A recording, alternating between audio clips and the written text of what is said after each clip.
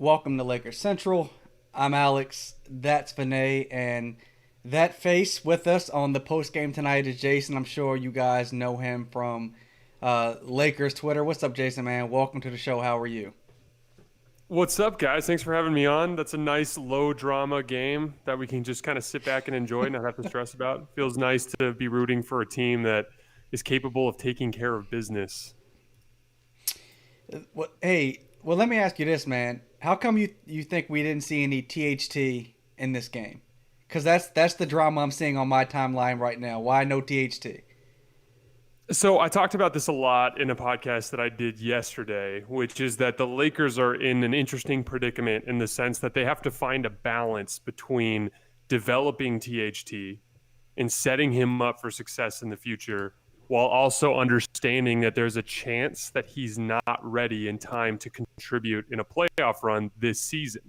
And in that case, you have to continue to, build the rhythm and conditioning and build the chemistry among the veteran guards. And so, for instance, a guy like Wesley Matthews, you are certain that he's ready to contribute this postseason. Maybe THT will be as well, and maybe THT will be a better option, but you don't know for sure. And so you have to kind of toe that line. I guess that we'll see games where he plays a lot, and my guess is we'll see games where he doesn't play at all. And I think it's all part of that process of finding out whether or not he's ready. Vinay West was 6 for 6 tonight. He shot the lights out. hmm And he played a bit more than normal, probably because his shot was going down. He played 22 minutes tonight. You think that contributed to why we ended up not seeing talent tonight?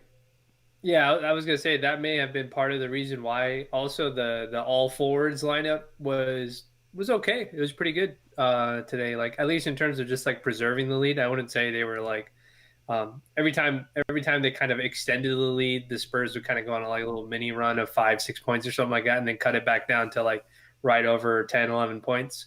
But I think because West was basically on fire, they didn't really scoop his minutes out in the second half, and he was playing pretty good defense and stuff like that against the that last game for the Blazers. Both Kuzma and West they were having way too much trouble with the guard play from the Blazers, and so Vogel tried something different. He tried something. He must have seen something, so he tried something different.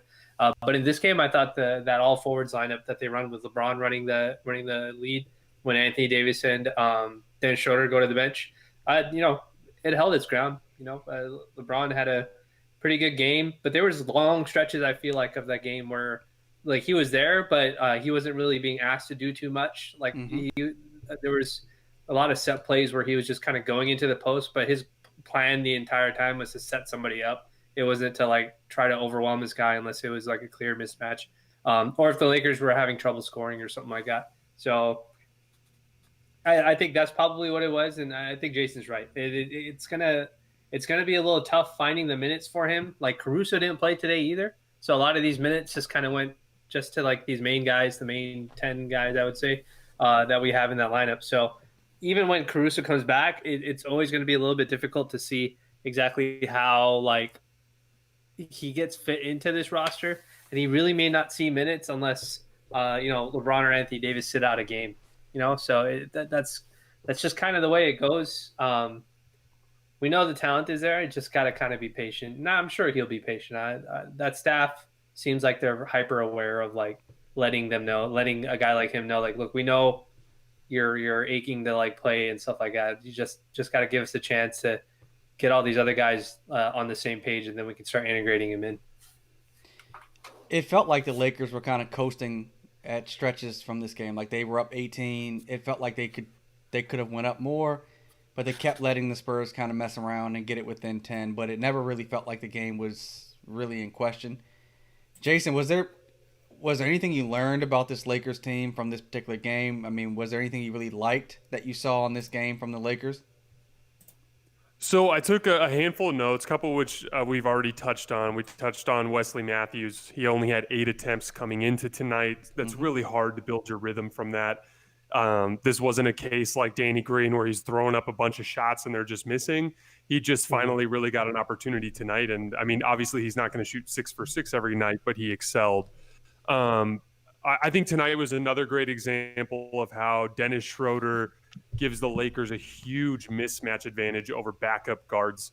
The vast majority of backup guards in the NBA are undersized, or they're not very fast. They are guys who primarily are on the floor to generate offense. If they were good defensive players, they would be in starting lineups somewhere around the league, and they're not. Schroder absolutely victimized Patty Mills tonight. It's never been a strength of Patty Mills to be able to, defend elite on-ball guards, and Schroder just gives you a huge mismatch there. I took two other notes. LeBron's efficiency is ticking up over the last few games, and one of the big reasons why I think he was better tonight was he went to the post a lot more. And like Vinay pointed out, he wasn't necessarily bullying guys, but he was just down there orchestrating the offense. I'm not sure what he finished with, but at one point I know he had 0 turnovers through, I think, 3 quarters. And he finished with 2. But he had been a little sloppy as a passer to start the season, a couple of uncharacteristic turnovers.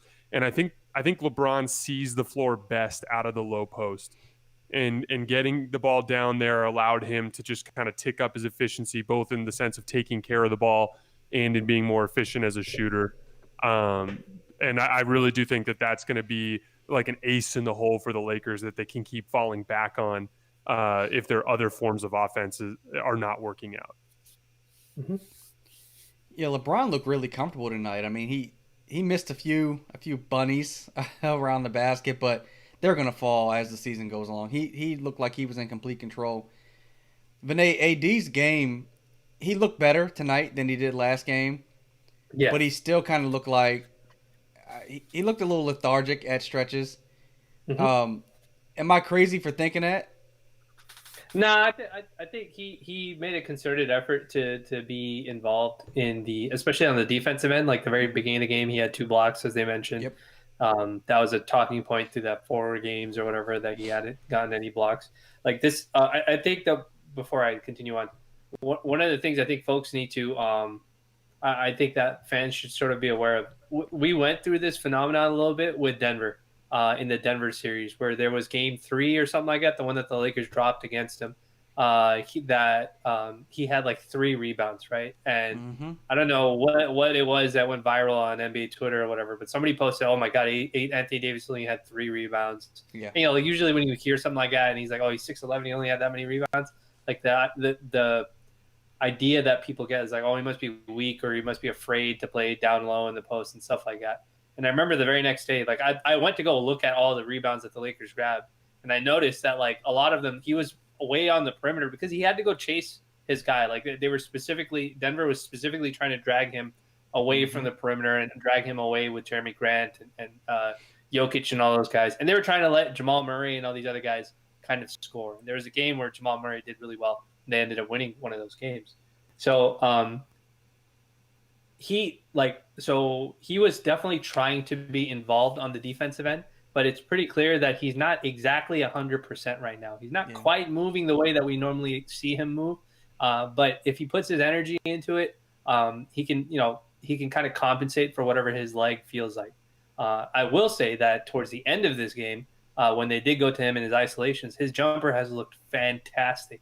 From like, and like, I'm not a shooting expert, but like just the way it releases from his hand, like the fact that he's like almost, he's not doing a bunch of stuff to get that shot off. It feels like it's very in rhythm, and it feels like I don't know what you call, like the kinetic chain from like his feet all the way up to his release is like nice and smooth. There's no like weird hitch or any weird leaning or anything like that he's doing.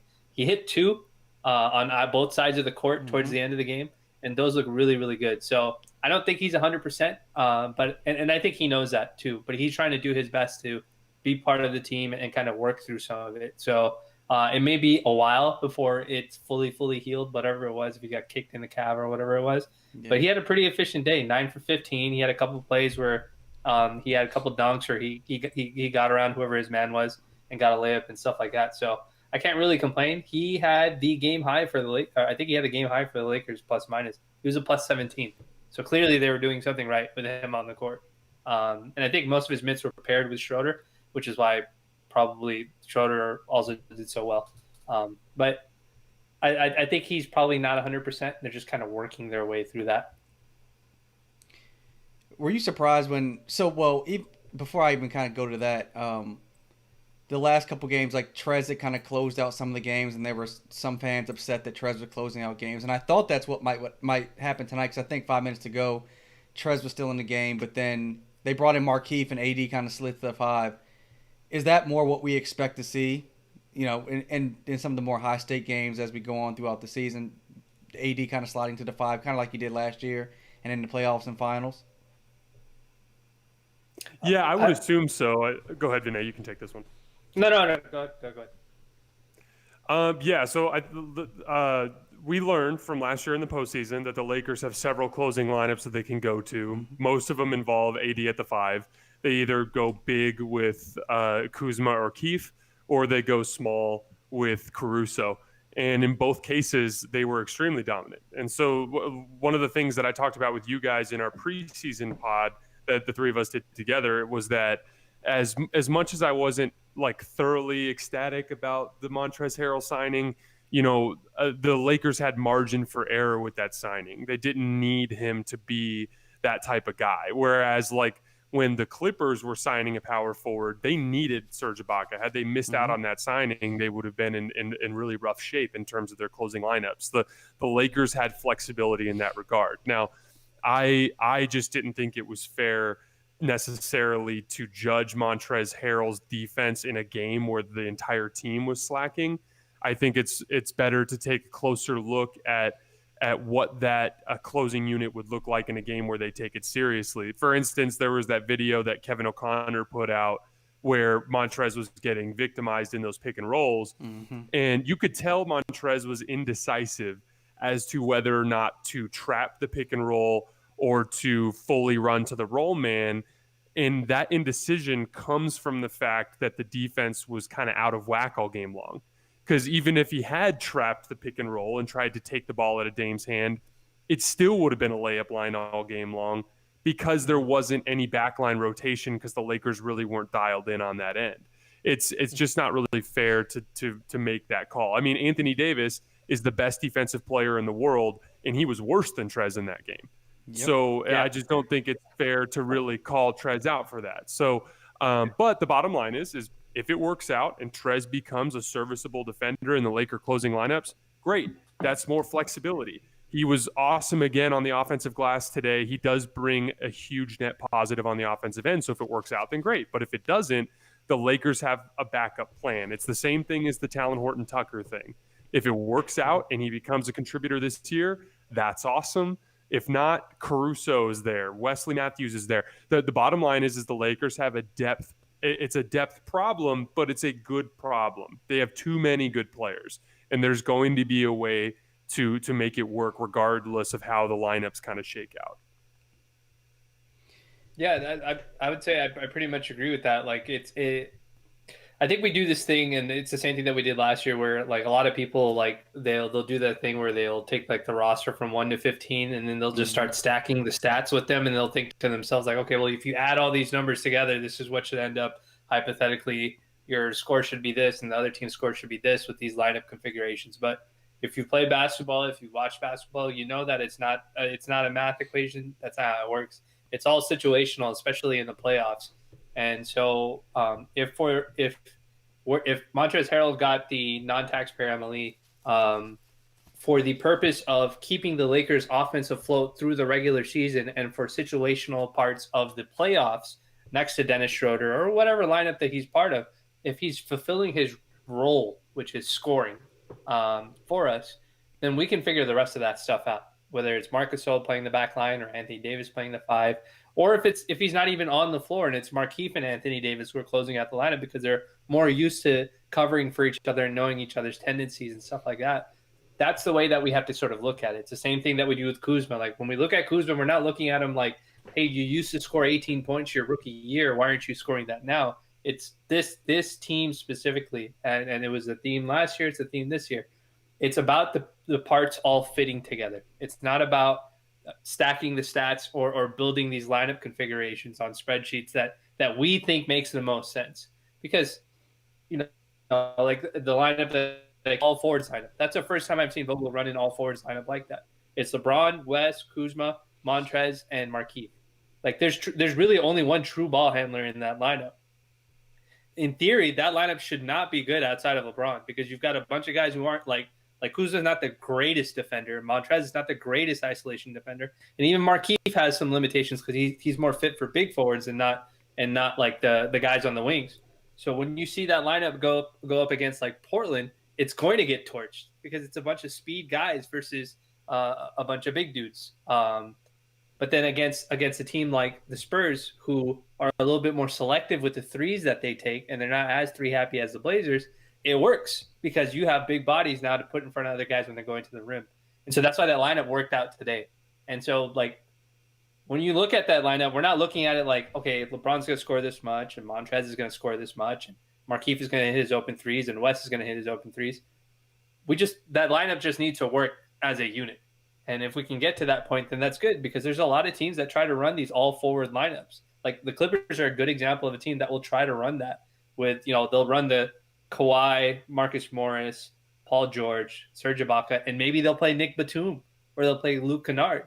Like maybe one guy at the very most that's a little bit smaller. So getting those sort of reps up so we're prepared for stuff like that is really important. That's the way I tend to look at Montrezl's fit with this team.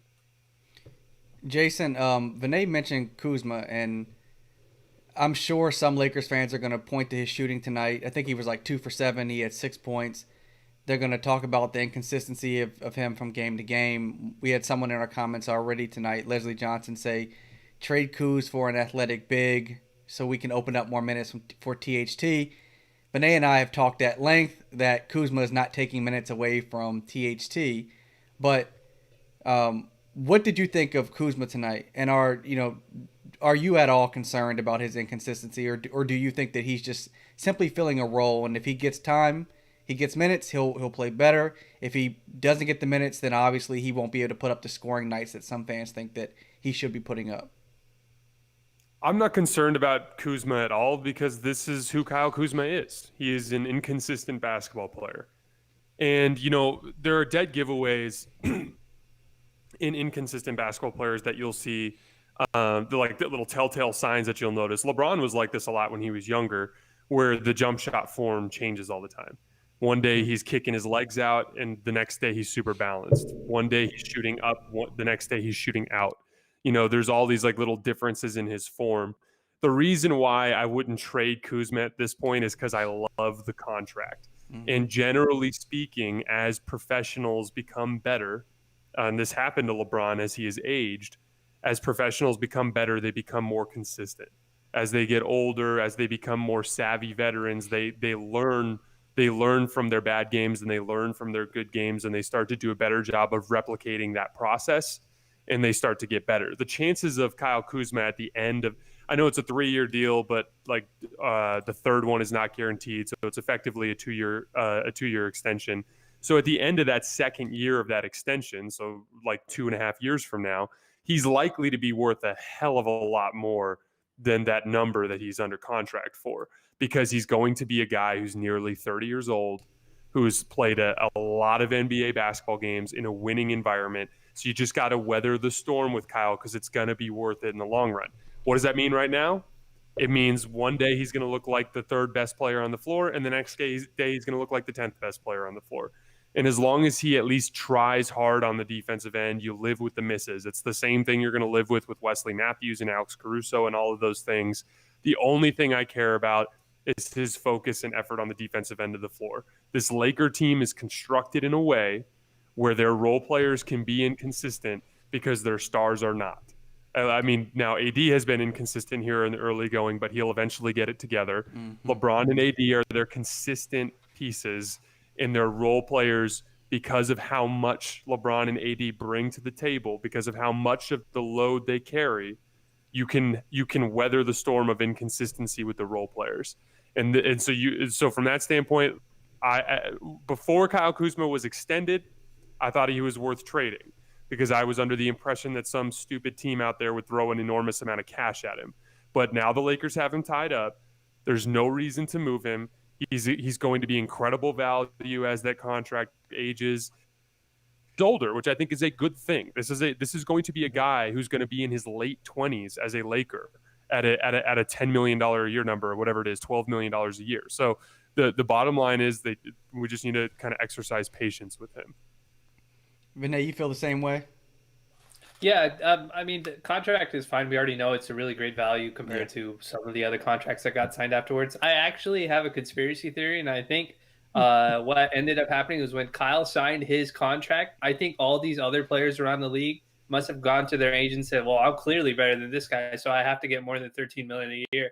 And I wouldn't be surprised if that was like part of a conversation, because that's usually how it goes. Like there's always one guy that sets the barometer for everybody else when it comes to free agency and stuff like that, like outside of the clear max tier guys and stuff like that we know about. So that was the only thing, because I was like, how did all these guys get exactly the same deal? How did this guy get 16 million and another guy get 16 million? But, anyways, to answer your question, I think the inconsistency on the offensive end is not as much of a concern for me, because he is filling a role. And I think for him, it is very hard for him to do that. Today he did. So I'll tell you what, today he did this thing. I think I kind of maybe 2 or 3 times at the most that he did it, where he ran his designed action and he got the ball and he went up like he was going into his shooting motion. And a couple of times he was midair and then he passed it away to like a wide open guy. Because what ended up happening was like 2 Spurs would converge on him. And then last minute he would kick it to somebody. I think that's Schroder or Wes Matthews. One of the threes that he had came out of like one of those actions. So the thing that I'm happy with is when he doesn't have a good look, like he gives it up. And I'm okay with that, because early on in like maybe last year and the year before that, I thought he was trying to do too much. And that like did some weird stuff to the Lakers offensive energy. And it was, obviously very annoying for Laker fans. So seeing him do that was good. My main thing that I want to watch him for is like, is he playing well enough consistently on the defensive end? Like I need consistency on the defensive end. Keep the guy in front of you. If they make tough contested shots, that's fine. But we don't want to give up shots at the rim. So I need him to not get blown by anybody because we want to keep guys out of the paint as much as possible. That's kind of the Laker way of doing things. And if you're going to get blown by, send them to a big so that we can play some sort of defense. So we got a question from the comments. Let me bring this up here so you guys can see it a little bit easier. But BDA Pink asked, how do the Lakers get Montrezl Harrell going more on offense? And so, Jason, what do you think? How do the Lakers kind of integrate him a little bit better and get him going a little bit more on offense like he did with the Clippers? Well, one of the things that I love about Montrez is he's used to playing without necessarily getting plays ran for him. Today, just by virtue of the way the game shook out, he wasn't frequently switched onto smaller defenders. He usually ended up on Eubanks or what's the other center that they have? Anyway, Jakob Poeltl, yeah. So he was the matchups weren't there for him to consistently get mismatch post-up opportunities. But Montrez again has made his living in this league as a player that doesn't need to have plays run for him, who can consistently just feed off of the attention that other stars gather, whether that's offensive rebounding or whether that's being a roll man or a pop man or whatever it is that he's doing. And so from that standpoint, it fits perfectly into that like perfect balance that I talk about all the time with the Lakers having to do with making sure that LeBron and AD stay in rhythm. It is so important to me that you don't overfeed role players so that a guy who's a jump shooter like Anthony Davis gets out of rhythm. It's so important that you toe that line, so to speak. And so I think as far as Montrezl Harrell goes, you could start running plays for him, but I'm not sure it would be the best thing for the Lakers. And he's not wired in a way that he needs to have plays run for him. There are guys in the league who are bench scorers who you can't put in a support role. Like you can't tell Schroder to feed off of Alex Caruso or to feed off the ball playing with LeBron and AD. He's got to have the ball in his hands. So with guys like that, it's by design. But with Montrez, the best thing you can do is include him in as much pick and roll action as you can.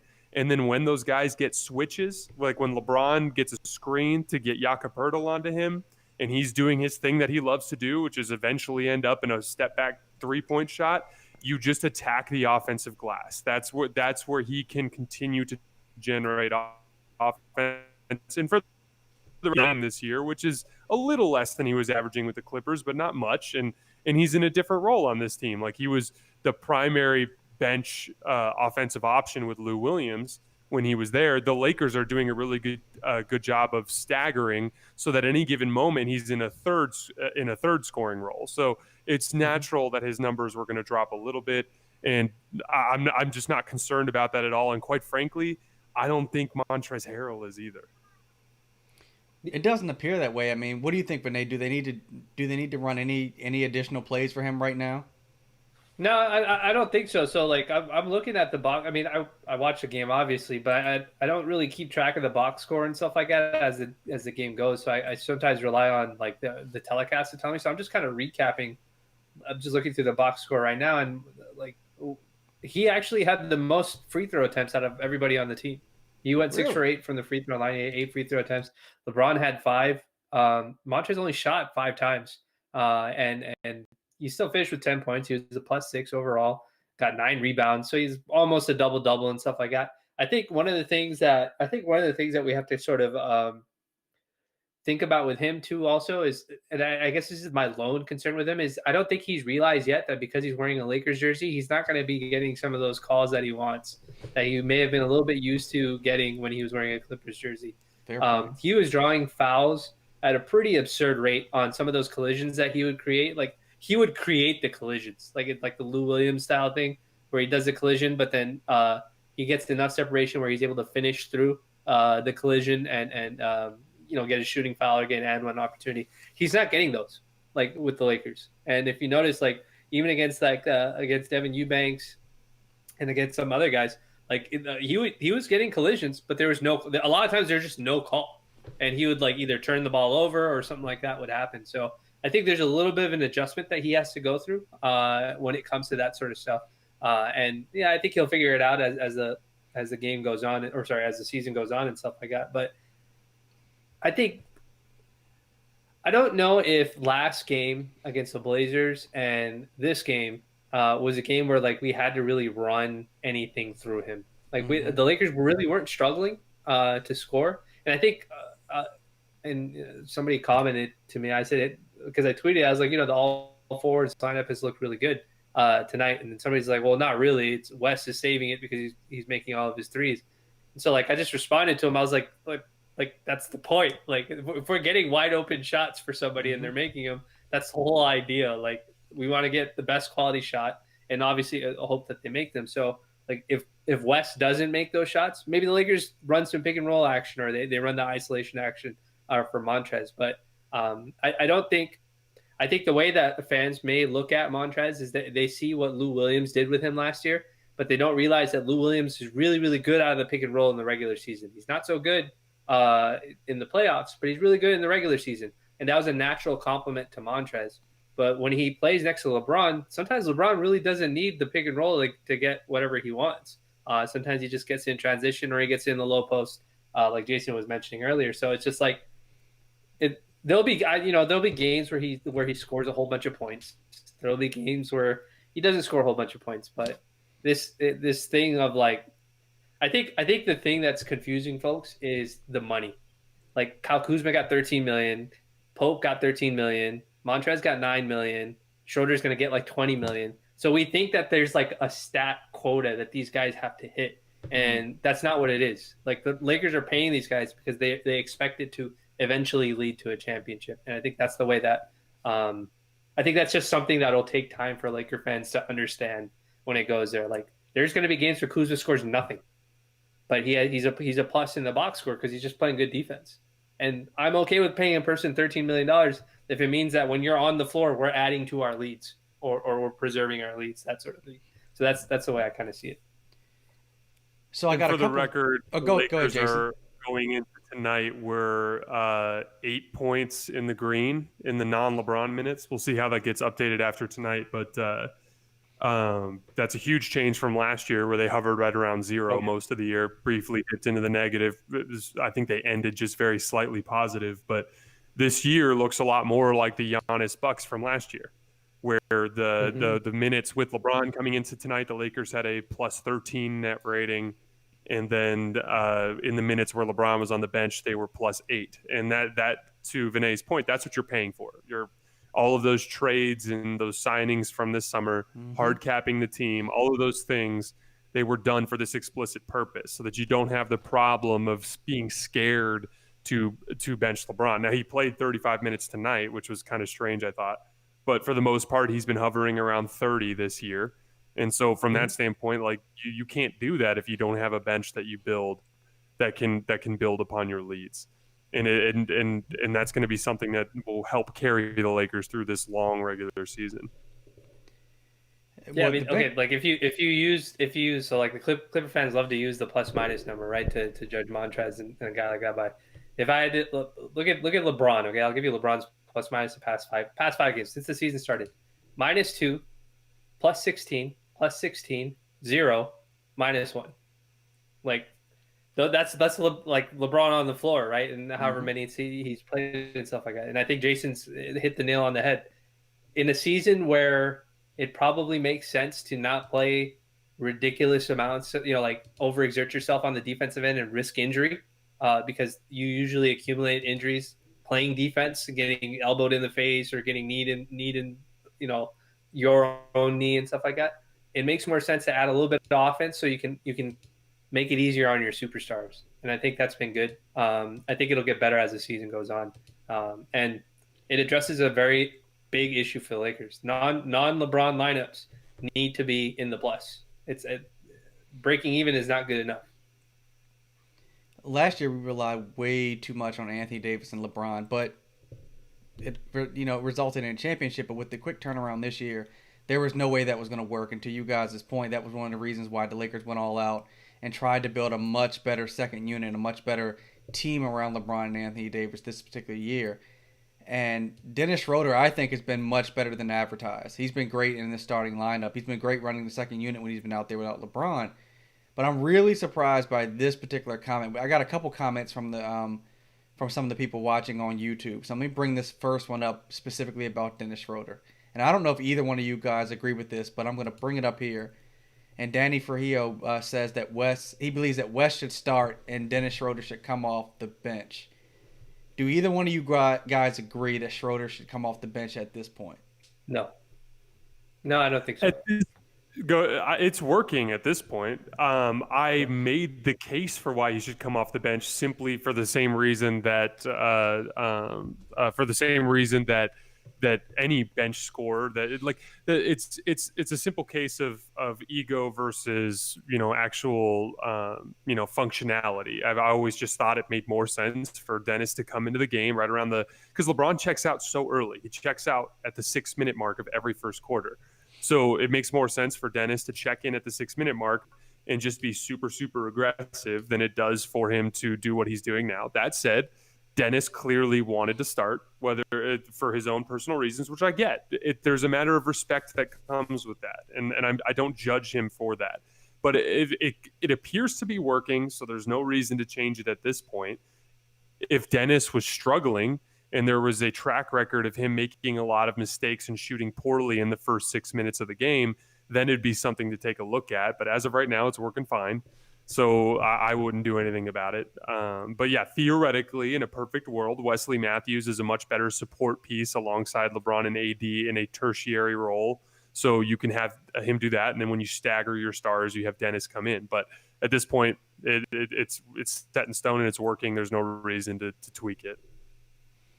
Mm-hmm. And yeah, I would say I'm in the same boat.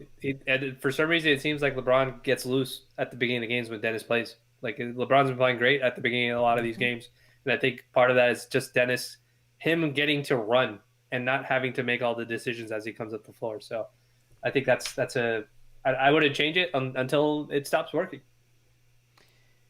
So another person that's kind of against, I think, Dennis Schroeder, Side Torn, sent this comment in and says that Schroeder's taking too many shots and that's making AD passive on offense. Schroder took 15 shots tonight. He's averaging 13 shots on the season.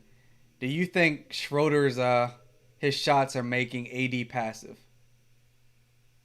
I don't. I think AD needs to own up to the fact that he's responsible for the fact that he's gotten off to a little bit of a rough start this season. I posted his shot chart earlier tonight. I don't know what it is, but for whatever reason, Anthony Davis is seeking to start this year. To Vinay's point, he did have a couple of really athletic plays around the rim. Maybe it's just a simple, method of coasting. Maybe it's kind of like LeBron settling a lot during the regular season and then being more aggressive in the paint in the postseason. Who knows? But for whatever reason, Anthony Davis is choosing to be passive, and I'm not okay with people blaming the Lakers or blaming the coaching staff or blaming the other players for Anthony Davis's passivity. That said, the Schroder thing I do think is interesting because he is being very aggressive. And the counter example, the example that I will provide that should make you guys feel a little more comfortable is Kyrie Irving and what his role was with LeBron. Because there was this weird thing that would happen when Kyrie was with LeBron that used to drive me insane. And it involved him taking the inbound pass from the baseline, dribbling the ball up the floor, making 0 passes, and then settling for some sort of pull-up 15-footer while LeBron stood on the wing. And it always struck me as something that was stagnant and kept it just didn't really seem like quality offense to me. And then what I learned in the 2016 finals was that aggressiveness from Kyrie is what allowed LeBron to rest while he was playing so that he could play more minutes, so that he could peak as an efficient scorer and be engaged on the defensive end of the ball. Schroeder's aggressiveness is literally what allows LeBron to be more effective in more minutes per game. Anthony Davis will figure out how to play better than he has been. That's on him. Schroeder being aggressive, there's going to be some ugly moments. There's going to be some times where he takes some shots that feel like they're out of the flow of the offense. But those are possessions that LeBron doesn't have to work on the offensive end of the floor. And there is value in that, even if there's a missed shot. And overall, regardless of his shot selection, Schroeder's been playing pretty well, in my opinion. He's been a big net positive on the offensive end of the floor. So the negative of the bad shots, when you factor in the positive of the ones he's making and the positive of the rest that LeBron is getting on the court while he's playing as an initiator, I think all of that is adding up to a net positive. I actually put in my notes that Schroeder's looking like a bona fide third star, and I really, truly feel that way. Yeah, What do you think? I'd agree with that. Yeah, I would say I'd agree with that. I don't think Schroeder is necessarily taking shots away from Anthony Davis. They don't operate the same way. A lot of times in pick and roll, he's looking for Anthony Davis, or he's just taking the play that he has going on. Look, man, if Schroeder wants to take more shots in the regular season than Anthony Davis and the Lakers are winning games by 10, 15 plus points a game, I'm okay with that. I know Anthony Davis said that he's gunning for an MVP and stuff like that, but I mean, he's already gotten kicked in the calf early. We're barely 5 games into the season. It's very clear that there are some teams that are out there that are going to be playing balls to the wall, because they want to make the playoffs and whatever it is. And I just can't stress how important health is going to be. We've already seen the Nets lose out on crucial players because of injuries. Some of them are freak injuries, but we've seen other teams get hurt. We saw John Morant get hurt, and he's going to be out 3 to 5 weeks. Can the Lakers survive an injury to LeBron and Anthony Davis? Probably. But part of the reason they can survive it is because we have a guy like Dennis Schroeder. And I'll say the other thing is this. LeBron and Anthony Davis strike me as 2 types of guys who are smart enough to understand how they can kind of maximize their teammates, even if they're not the ones who are directly maximizing their teammates. So if Anthony Davis feels that if I keep, when we run this pick and roll, if I pop every single time and I don't roll every single time, it means that Dennis Schroeder gets a first step on whoever the defender is and he's getting easy layups. I think he's okay with that. I don't think he has a problem with that. And I think that luxury for him, at least mentally or emotionally or whatever it is, it comes from the fact that he already won a championship. Last year in the championship, he had a really, really bad ankle sprain after he had that heel bruise or whatever it was. And he toughed through all of it And he played some really, really crazy defense for them to overcome Miami, who had their own injuries too as well, obviously. Mm-hmm. And I think he understands that it's about the long haul. He's not built like LeBron. LeBron is an athlete unlike we'll never see it. I mean, I won't say never, but it'll be very rare to see a guy who can keep himself in shape the way LeBron has. LeBron's done it for 18 years now. He knows what he's doing, and he understands his body better than anybody else. I think Anthony Davis is still learning, and so that means Schroder takes some more shots. That's cool. It's not a big deal. Davis still had 28, 3 assists, 2 blocks, 1 turnover. That's a pretty good night, and he had the game high plus 17. So, unless you had money on Anthony Davis winning the regular season MVP, I don't see any reason to be upset. I would actually rather the Lakers win games and we have nights where Dennis Schroeder is our leading scorer, because that to me means either somebody got hurt or LeBron and Anthony Davis didn't have to do that much, and I'm okay with that, at least for the regular season. So also, I think it's good to point out that the Lakers did lean on Anthony Davis as the closer primarily tonight. Now, it wasn't a super, super tight game, but you could tell they made a concerted effort to feed Anthony Davis on the penultimate possessions there, right around the 3 and 4 minute mark in the fourth quarter.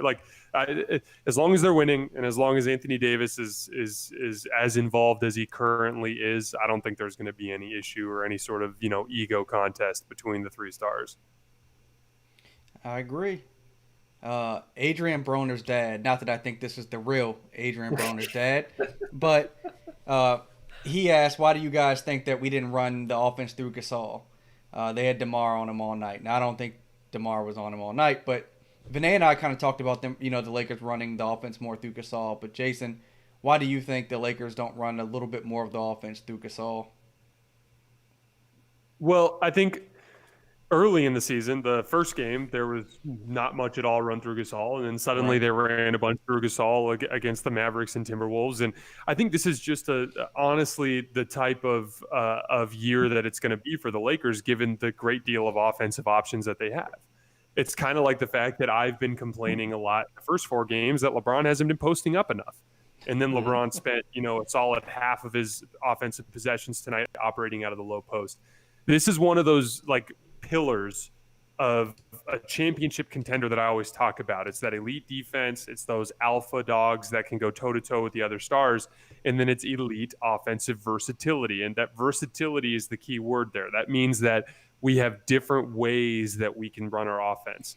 And so there are going to be nights when you can run everything through Marc Gasol at the top of the key and get LeBron and AD working off the ball. There are going to be nights where LeBron can work out of the post. There are going to be nights when AD is going to be killing out of the post. There are going to be nights where Montrezl is killing in mismatches or Dennis Schroeder is killing backup guards like he did tonight. That sort of thing is going to be different every single night, which literally makes them more it makes them harder to beat in a 7-game series. Can you imagine as an opposing coaching staff what it must be like to scout and prepare for this Laker team? This isn't like guarding Trae Young or guarding Luka Doncic, where it's like, if we can figure out how to stop that high ball screen and how to, prevent Luka from throwing that cross-court pass and figure out that rotation to that corner 3, that we can force him to be a scorer. And then as long as we get a good on-ball defender, we can slow him down. No, it's not like that with the Lakers. I'm sorry. If you double team Anthony Davis, they're going to find some other way to get him involved.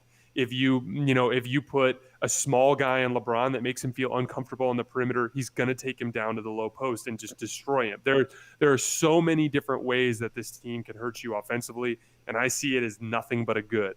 And the bottom line is, if you're upset that there wasn't enough ran through Gasol, chances are in the next couple of weeks we're going to have a night where the Laker film accounts are going to be putting out these highlight videos of Marc Gasol destroying teams with back cuts and post-ups. So it's going to happen. You got to be patient. Yeah. I think they're just trying different types of offense out, and I don't know, man. Some of the lineups that they've used, and so Vogel said today that I guess Jovan, the beat writer for the Lakers, he asked Franco. I'm reading the tweet. He asked Frank Vogel about him closing the game with AD, Markieff, LeBron, KCP, and Schroeder. And I guess Vogel's response was that AD, Keith, and LeBron plus 2 guards is proven after winning a championship. It's a grouping that he trusts and is confident in. So like maybe Vogel knows like what it is, but he's trying to work these lineups, work these different permutations and stuff like that of different players and combinations of different players because to get them their reps, to get them the live ball game situations, so they understand, hey, this is what you got to do in this situation, and this is how you play with this guy and that sort of thing. So, it could just be very experimental. And maybe they know that they could run if they wanted to. They could just go and give Gasol the ball at the top of the 3-point line and let him try to run like 10 different plays. The few times that they've done it, it's looked really good, and maybe it looks really good in practice too. And so Vogel doesn't want to like unveil that just yet. They also haven't played a team that is actually outside of, I would say, Minnesota at the time, because they would send their guy out. They haven't played too many teams that will send their big man out to go chase Gasol on the 3-point line either. Like there's a lot of guys that still keep their guy down by the free throw line and stuff like that, which will negate some of all of that, the down screen and back cuts and all that sort of stuff that'll be there. It makes it a little bit difficult for them to do that. So it could just be a situational matchup sort of thing. You just have to wait. I think Jason's right. We're gonna have a game where he does that, and he racks up like 8 assists, just throwing a bunch of dimes to a bunch of cutters and stuff like that. And people will be like, "Oh yeah, man, Lakers just keeping this tucked in their back pocket or something like that." So we'll see what happens. Lakers came into tonight, third in scoring, 120 points a game. They scored 121. They came into tonight 6 in 3-point shooting, at 39%, and they shot 42% tonight. And Vinay and I were talking during the pregame about this 3-point shooting maybe being legit. Jason, you think this 3-point shooting is the real deal this year, or we might revert back to being less than stellar like we were the last few years? Well, I think that the addition of Schroder, who from what we can tell this year, appears to be continuing on the same trend that he had started last year in Oklahoma City as a jump shooter. It appears that he's still on that trend. That's a huge upgrade over Rondo. I think Wesley Matthews and Danny Green is kind of a wash. I think that Wesley Matthews is probably going to be a little more consistent, but I think he's going to lack some of the Danny Green super, super crazy hot games, although I know that sounds insane saying after tonight. But that said, like, and then, I think Caruso is going to be a little bit better. Hopefully, if Kuzma, instead of being a 31% shooter, is a 35% shooter, all of these things add up to a large difference. But the bottom line is that it's all about shot quality. This is a lesson we learned from last year's Laker team. Going into the NBA Finals, about a third of the experts, I think I saw at least one poll that was showing something like that a third of basketball analysts from the main networks had said that Miami was going to win. And the big reason why they said that, for the same reason that these foolish people picked the Nuggets, and the same reason that these foolish people picked the Rockets, and the same reason that a few crazy people picked the Blazers, it was based on the idea that their role players couldn't shoot. And what they forgot is that playing alongside LeBron and AD, you get unbelievable shot quality. And there is somewhat of a diminishing return when it comes to shooting based on shot quality. So what that means is that, it helps to have Klay Thompson when the shots aren't as open. But when you're completely unguarded, the difference between Wesley Matthews and Klay Thompson shrinks. Obviously, Klay is a way better basketball player, but shot quality shrinks that gap. If Wesley Matthews is going to be getting wide open shots, if Alex Caruso is going to be getting wide open shots, they're going to make them because they are professional basketball players. And last year they had some stretches where they were missing shots, but I do believe, on paper, on the roster, and then with Caruso and Kuzma potentially improving, that they are going to be a moderately better three-point shooter compared to what they were, a three-point shooting team compared to what they were last year. And I'm just not worried about that. I've joked with Vinay so many times when we've talked that there's 3 scenarios for the Lakers. If their role players play like absolute crap, they barely win or they barely lose. If their role players play okay, they win by 15. And if their role players light it up, you absolutely can't stay on the floor with them. That's just the formula for this team. And the only thing that's been a little bit of a wrinkle this year is Anthony Davis has been pretty bad. But honestly, like I'm just not worried about that. Shooting the role players making a bunch of shots to me is gravy.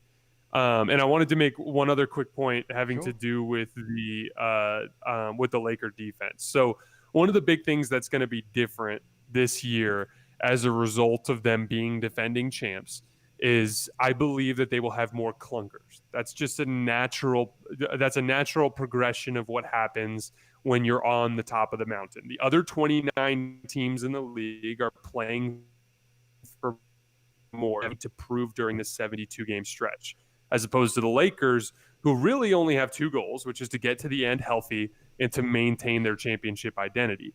And so from that standpoint, clunkers are going to happen more frequently than they did last year. I mean, heck, we already have two of them here in the first 5 games. But I think it's very important to watch their overall metrics as a sign of that balance, the balance between their clunkers and the games where they look like the team that won the title last year. And as long as more of them happen to be the latter, then it will reflect in the metrics, and we'll see it in their defensive rating and in their net rating. And for the record, as sloppy as they've been in two of their 5 games, so literally 40% of their games, they still, as of right now, are the 9th best defense in the league, according to defensive rating, and are number 1 in net rating. So that's the benchmark I'm looking for. I'd love for them to be somewhere in the top 5, 1, 2, 3. But chances are they're going to be more in that 6 to 10 range as a result of the clunkers that are naturally going to happen in this compressed season on the short turnaround, and given their motivational, circumstances being on top of the mountain already. But I'm going to be closely watching those metrics to make sure that we don't shift too far into too many clunkers. But as of right now, it looks good. I am pleased with where they are on the defensive end of the ball. Even tonight, like, there were a lot of mistakes, like little slip ups and mental errors in there. But for the most part, they were engaged in trying hard, which is an example of the fact that they are clearly intent on maintaining their habits and maintaining their identity so that they can lean on that in the postseason when they really put the pedal to the metal. Everything you said was spot on. We've talked about their margin of error is huge this season. I mean, barring injuries, they're pretty much going to coast all the way to the playoffs. And so, Vinay, anything you want to add before we close out the show?